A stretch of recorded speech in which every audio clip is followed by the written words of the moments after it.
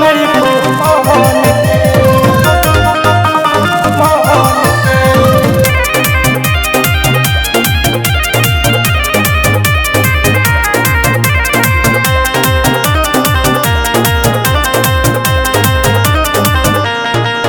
अरे ऐसे काहे देखेला ए राजा जी घूर के, हम तो समझ न पाइला बतिया हजूर के।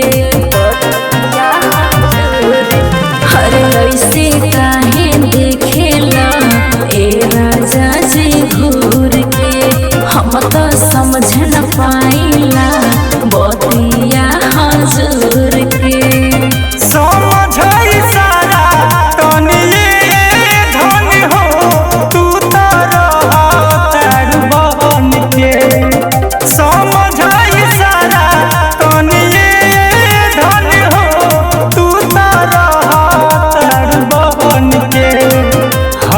घरी रह तारू पासे में तबो बुझत नहीं मन के।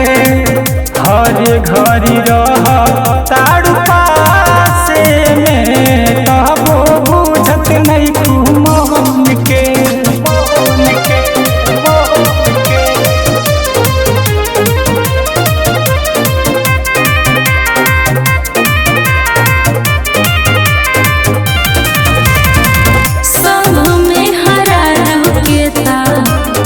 में हंसजे के बात कौनो नया नइखे, कमवा हरजे के।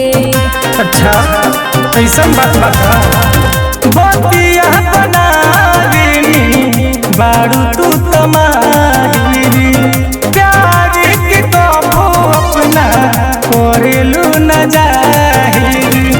सब कुछ पे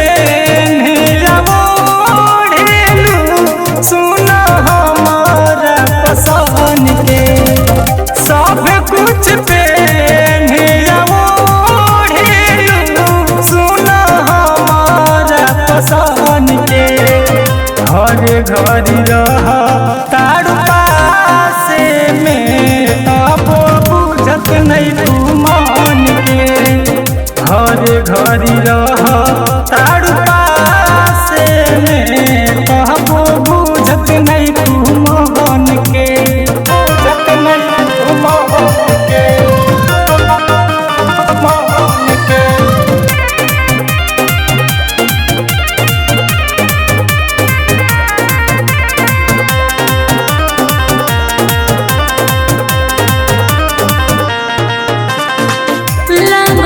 कि कोइले बानी ए राजा जी नासा, एही से त करतानी एतना तमाशा।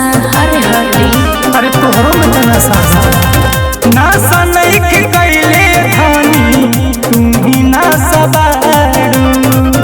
जैसे रसगुल्ला के तूरा सबारू,